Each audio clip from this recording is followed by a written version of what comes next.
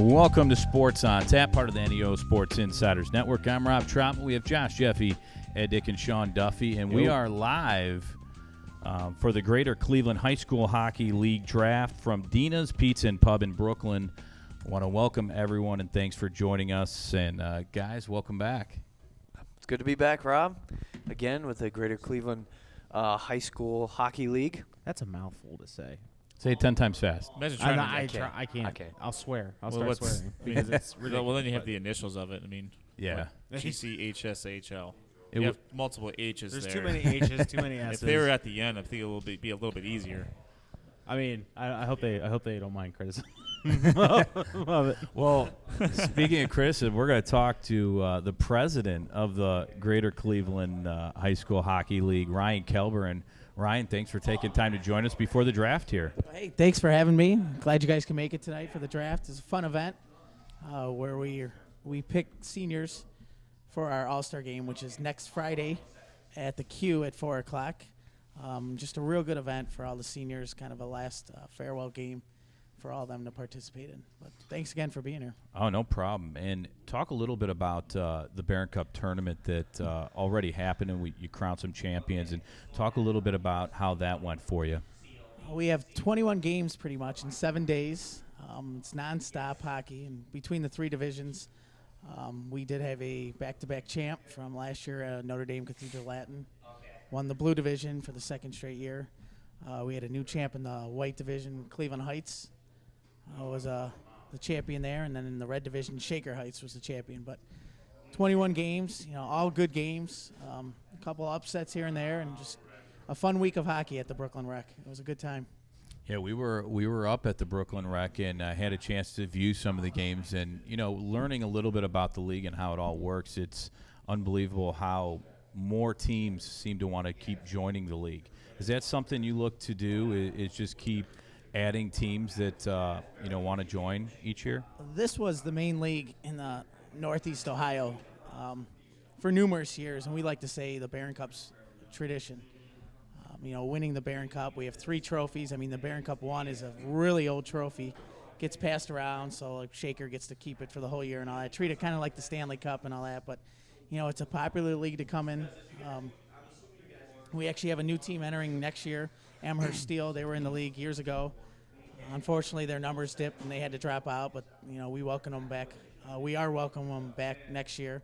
So the key thing about our league is that each year we do a little bit of a realignment to kind of make it more competitive and fair for each team and all that. And you're going to have your powerhouses always up top. And, Shaker's represented that well, and Rocky River, Hudson's up there, and Kenston. But for the lower schools, they're able to switch divisions and all that based on numbers and talent level, and it keeps it competitive. And it's really been a big advantage for us in our league. Yeah, I see you guys have a pretty decent amount of teams down in the blue divisions. You have 6 teams in the north, the south, and the west. Without really getting into specifics, do you foresee a decent amount of them maybe moving up to the white division? It's funny you ask, because we're going through an alignment right now, and I don't know if I should be even sharing this info, but breaking news. Do we have a breaking news song? Come on, a sounder. We have 2 different proposals right now, and with 4 schools yet to vote, we are tied exactly right there. And what we're trying to do is kind of make it competitive in each one and kind of spread the teams out. So as you stated, there's a lot more in the blue, but there are some teams that are ready to move up to the white.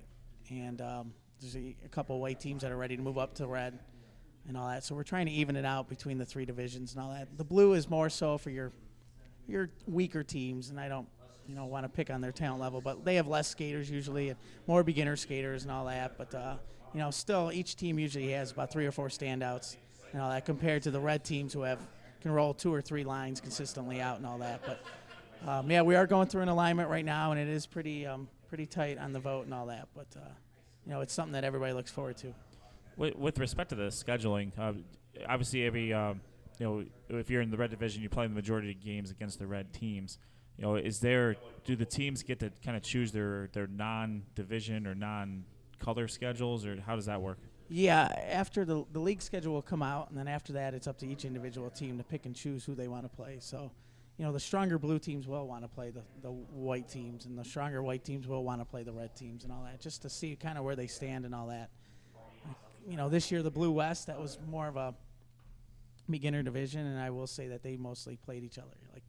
That limited their schedule. But, after anywhere from 10 league games to 16 league games, after that, schools can pick and choose who they want to play between tournaments and non-league games.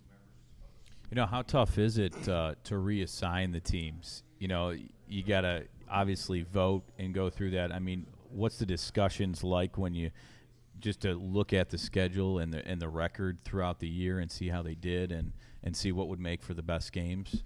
Yeah, there's a lot of factors that play into it, and I think the main ones is the record, the previous year, and then also the number of seniors. I think, there's been some teams that have had great success in the blue division for the last 5-6 years, and it's going to be time for them to move up, whether they like it or not. That's one of those where, all right, it's time to go up. But yeah, we try to keep it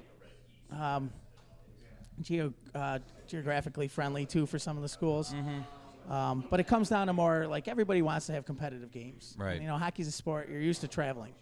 So I'd rather travel and have a competitive game than, play a neighbor and either win by a lot or lose by a lot. But, yeah, there's always going to be a debate. Some schools think that they should be here and there. And, sometimes the stats don't lie, though. True. One thing that I noticed, and I'm in doing the research for this, it was very interesting to see how you guys have partnered with, for this event particularly, with the Quicken Loans Arena, with the Lake Erie Monsters, and letting, some of the, like you said, your seniors go out there as a final farewell game. That's a pretty nice venue. Can you talk a little bit about the relationship you guys have with Quicken Loans, and is this, for those who don't know, how many years have you guys been going to the Q and doing this, or is it something that's relatively new? This is my third year really involved with the league, and so I would say this is the third year I remember the All-Star game being down there. They're really active in reaching out to the high school teams to schedule games there. Okay. They have a representative, David Aiken. He's a big hockey fan. He plays adult hockey, but he's friends with a lot of the coaches. In the beginning of the year when we have our meetings, he'll say, hey, you know what, I have some dates for teams that want to have games down there. And I can say there's a lot of teams take advantage of that. And, there's league games down there. And it's just a cool event. Usually you buy the ticket to that game, you get to go into the Monsters game. And the Monsters have been really accommodating when it comes to that. Just being in the locker rooms and playing on the big ice in the big arena, they've treated us well when it comes to that. And this All-Star game, they're the main sponsor. They buy the jerseys and all that. So it's a cool event. But more and more teams have been playing down there now, non-league and league games and all that. And that's something that they wanted, and they reached out to the league. They're very involved. They come to the league meetings. They're easy to get a hold of and all that. And it's been a good partnership. So talk about what happens tonight for this draft. I mean, for those of you not here, when you look at it, you got the coaches. This is almost like a fantasy draft because you got guys sitting around eating wings with their laptops open, ready to go. So just talk about this event and what is involved with this event. This is new. This is only, I think, the second year that we've done this. And we got the idea from the NHL. The NHL did this a few years ago where they nominate players, and then the players, the NHL picked two captains, and the captains would pick. So we kind of got the idea from that. And instead what we did is all of our division-winning coaches come here, and we separate the coaches, and then the coaches are going to go through and pick the All-Stars that were nominated and can play in the game. So we come up with a draft book where we put stats out. And we try to make sure it's a competitive game, but it's a good mixture between the red, white, and blue. So you're going to have some blue players that get to play against the red players. And for them, it's a neat thing.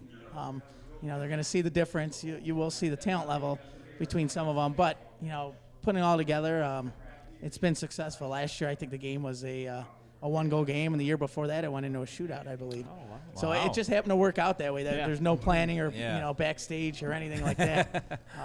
But tonight's a fun night. Like the coaches just get together, and we kind of treat the division-winning coaches here like we said, to the food and all that. Just try to make two competitive teams so that it's a good, enjoyable game next week.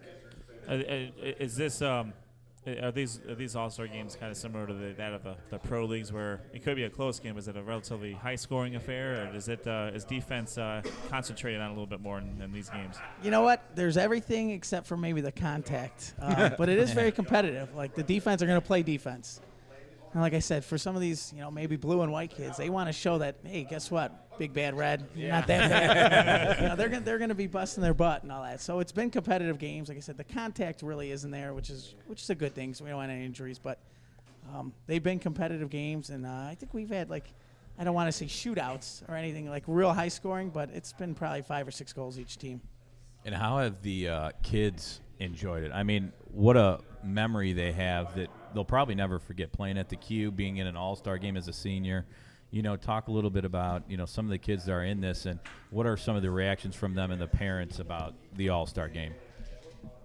Well, with the game being at 4, a lot of them probably can get out of school a little early, so that's the first start. That's always a plus. Nothing wrong with that. The next thing is they get to keep their jersey. They get to kind of play with some people that they didn't play with before and all that, meet new people. Everybody gets introduced at the game.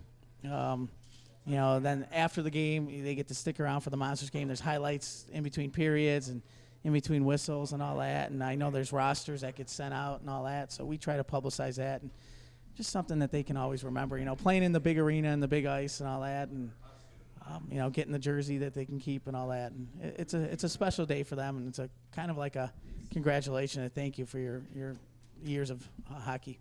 Besides being a senior, are there any other requirements? Like, does each team need to be represented? We try to get each team. Now, we did have a couple teams with no seniors. Fair enough. Good for them. But and there were other teams that had multiple seniors compared to other teams with very few seniors. For the most part, I think we were able to get. We haven't run into a part where someone wasn't not able to play. Like, there's a lot of people on each line. This isn't a standard, 3-line, 6 defensemen. We're going to have like 4 to 5 lines and good amount of players on each team, but we haven't had to shut anybody down. So, there may be a few that can't make it, which allow us to do that. But senior and pretty much your coach can nominate you. Some people are uncomfortable playing, which is okay, or spring sports and all that. But it's been a good showing so far. Now, with this draft, what happens here? Explain to the people at home what's going to go on with each pick. Do you go around each coach, or how do you determine who gets the first pick in this all-star draft? So we have 2 teams, and we have a wine team and a gold team based on the Cavs colors. And we haven't done a flip yet, but we'll flip to see who gets the pick first. And then the coaches will discuss with each other, all right, who's going to be the first pick.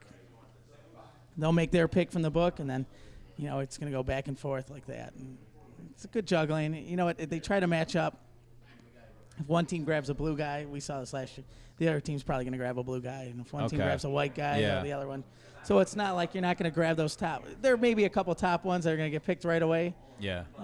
Your high fantasy players. But after that, you'll look through. Some coaches may remember, players that played well against them and may talk about that, because the red coaches don't know the blue or players as much as, and vice versa and all that. So they'll rely on each other and all that.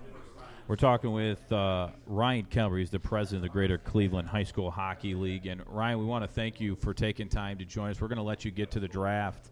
But thanks for taking a few minutes with us before it starts to, talk with us about the league and the All-Star draft coming up, and also at the Q next week.